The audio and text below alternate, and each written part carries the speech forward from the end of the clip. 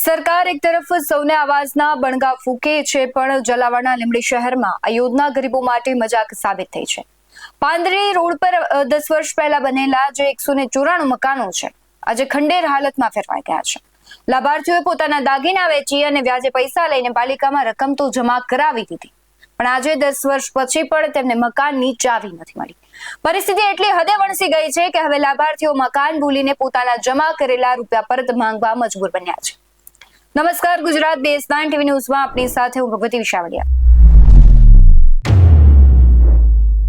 લીંબડી નગરપાલિકા દ્વારા અંદાજે 1 દાયકા પહેલા પાંદરી રોડ પર પ્રધાનમંત્રી આવાસ યોજનાની જાહેરાત કરવામાં આવી અને આ જાહેરાત સાંભળીને શહેરના ગરીબ અને શ્રમજીવો અને ખાસ કરીને મધ્યમ વર્ગના પરિવારોમાં આશાનું કિરણ જાગ્યું. પોતાનું એક ઘર હશે તેવા સપના સાથે 194 લાભાર્થીઓએ ફોર્મ તો ભર્યા. પાલિકાના આદેશ મુજબ આ ગરીબ પરિવારોએ પેટે પાટા બાંધી કોઈને ઓછીના ઉધાર કરી અને ઘરના દાગીના પણ ગીરવે મૂકી દીધા અને 60,000 જેવી માતબાર રકમ પાલિકાની તિજોરીમાં જમા કરાઈ. આશા હતી કે ટૂંક સમયમાં ગૃહ પ્રવેશ કરશે, પણ વિધિની વક્રતા તો જુઓ કે 10 વર્ષ વીત્યા છતાં આ પરિવારો હજુ પણ ભાડાના મકાનમાં જ રહેવા મજબૂર બની રહ્યા છે. તંત્રની બેદરકારીને જીવતા જાગતા પુરાવા પાંદરી રોડ પર ઉભેલા જર્જરિત મકાનો છે.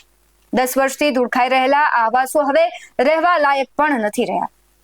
મકાનોના બારી બારણા ગાયબ છે, પ્લાસ્ટર ઉખડી ગયું છે અને દિવાલોમાં તિરાડો પડી ગઈ છે. જે મકાનોમાં પરિવારની કિલકારી ગુંજવી જોઈતી હતી, એ જ આવાસ યોજનાના જ મકાનો છે, એ આવારા તત્વોનો અડ્ડો બની ગયો છે. લાભાર્થીઓએ અનેક વખત લેખિત અને મૌખિક રજૂઆતો પણ કરી છે, પણ તંત્રના બહેરા કાને કોઈ અવાજ સંભળાતો નથી. હવે હારી થાકીને લાભાર્થીઓ એક માંગ કરી રહ્યા છે, અમને મકાન ન આપી શકો તો અમે જે વ્યાજે લીધેલા પૈસા છે એ અમને પરત આપો. પાલિકાના અણઘડ વહીવટને કારણે ગરીબોના પરસેવાની કમાણી જાણે પાણીમાં વહી ગઈ હોય તેવો રોષ જોવા મળી રહ્યો છે. સમગ્ર મામલે આવેલી પ્રતિક્રિયા ઉપર નજર કરીએ. મારું નામ DU પરમાર, હું એક સામાજિક કાર્યકર છું.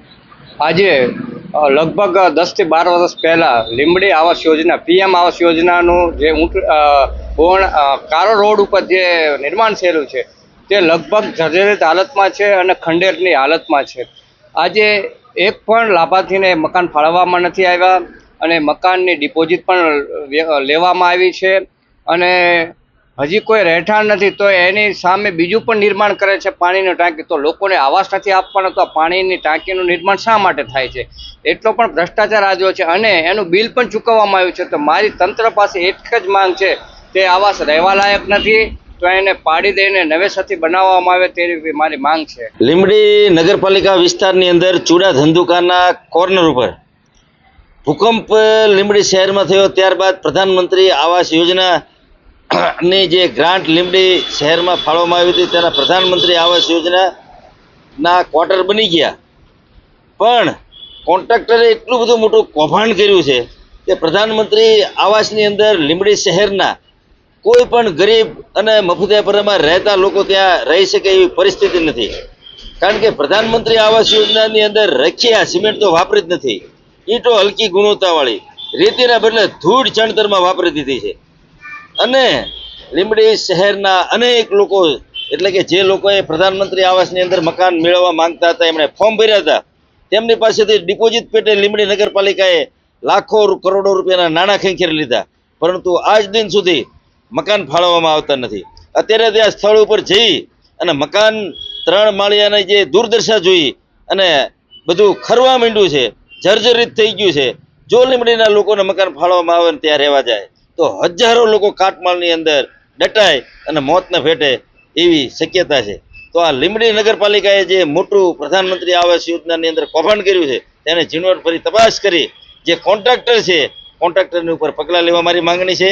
કારણ કે આવડું મોટું કૌભાંડ લીંબડી શહેરની અંદર થયું છતાં કોન્ટ્રાક્ટરને કોઈ પણ પ્રકારની નોટિસ આપવામાં આવી નથી અને કૌભાંડ કર્યું હોવા છતાં પૂરેપૂરા નાણાં કોન્ટ્રાક્ટરને ચૂકવી આપવામાં આવેલા છે.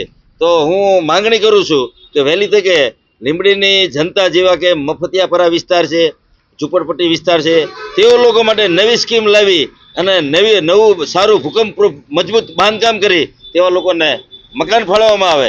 અને વધુમાં હું જણાવું છું કે લીંબડી નગરપાલિકાની અંદર લીંબડીની જનતાએ 28 સભ્યોને ચૂંટાડીને મોકલ્યા, સ્પષ્ટ બહુમતી 28 સભ્યોની, છતાં 28 સભ્યોમાંથી એક પણ સભ્ય નાના અને ગરીબ માણસો માટે અવાજ કરતા નથી. 28 સભ્યોમાંથી અડધા સભ્યો તો લીંબડીમાં રહેતા નથી. તો આ નગરપાલિકાએ જે મોટું કૌભાંડ કર્યું છે એ કૌભાંડની ઝીણવટભરી તપાસ થાય એવી મારી માંગણી છે. લીંબડી નગરપાલિકા દ્વારા IHSDP યોજના અંતર્ગત આશરે 200 મકાનોનું બાંધકામ કરવામાં આવેલું હતું. જે તે સમયે આ આવાસોની ફાળવણી ન થતાં મકાનોમાં અમુક મરામતની જરૂરિયાત જણાઈ છે. આ બાબતે નિર્ણય કરી અને વડી કચેરીને રિપોર્ટ મોકલી આપવામાં આવેલો છે.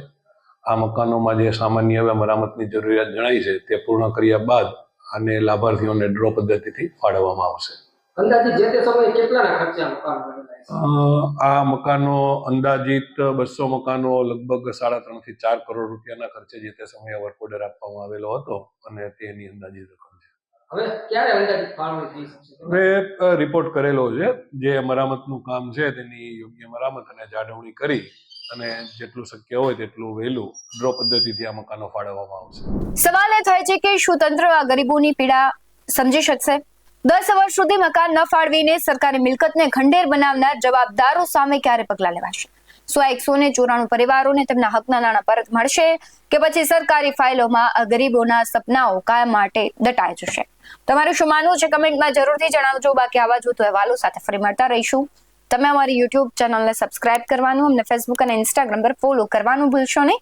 બાકી નવી અપડેટ્સ મેળવવા માટે આપ જોતા રહો BS9 TV ન્યૂઝ. નમસ્કાર.